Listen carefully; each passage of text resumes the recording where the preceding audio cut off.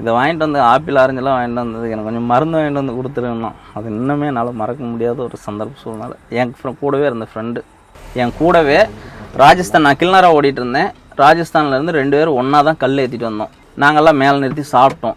அவங்க முன்னாடி அவங்க வந்து கேரளா பார்டர் பாலக்காடு, டிரைவரு கில்னர் எல்லாமே பாலக்காடு. அப்புறம் இவங்க என்ன பண்ணாங்க, சரி நாங்கள் சருன்னு கிளம்புறோம், நாங்கள் மதுரை போகிறோம், எங்கள் வண்டி மதுரை போகுது, நாங்கள் பாலக்காடு போகிறோம் தானே, இப்படி மேட்ரோலேயே போயிடுவோம் அப்படின்ட்டு அவங்க முன்னாடி வந்தவங்க பிரேக் நிற்காத அவங்க வண்டி போய் அப்சைட் ஆகி அப்படியே அந்த கல் பூராமே வந்து அடித்து டிரைவர் 2 பேர் ஸ்பாட் அவுட்டு. கில்னருக்கு பார்த்துட்டிங்கன்னா இதுக்கு கீழே வேலை செய்யலை, எதுவுமே இடுப்புக்கு கீழே எதுவுமே வேலை செய்யலை. நாங்கள் எல்லாம் பார்த்து கிளியர் பண்ணி அவனை கொண்டு போய் எல்லாம் இது பண்ணி ஹாஸ்பிட்டல் கொண்டு போய் வீட்டில் விட்டு மறுபடியும் ஒரு 6-7 மாதம் கழித்து போனோம்.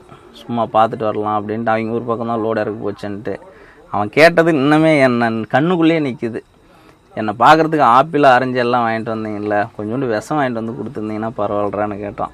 அதை நினச்சி இன்னுமே எனக்கு கண்ணு கலகுது. என் ஃப்ரெண்டு நல்லா 2 பேரும் ஒன்றாவே தான் கறியாக்குவோம். ராஜஸ்தானில் போயிட்டா கல் லோடு ஏற்றுறதுக்கு அப்புறம் டயர் கழட்டி மாட்டுவோம். ஜாலியாக விளையாண்டுக்கிட்டே இருப்போம் 2 பேரும். சின்ன பசங்க தானே, அப்போல்லாம் எனக்கு ஒரு 16-17 வயசு தான் இருக்குது, சின்ன பசங்க.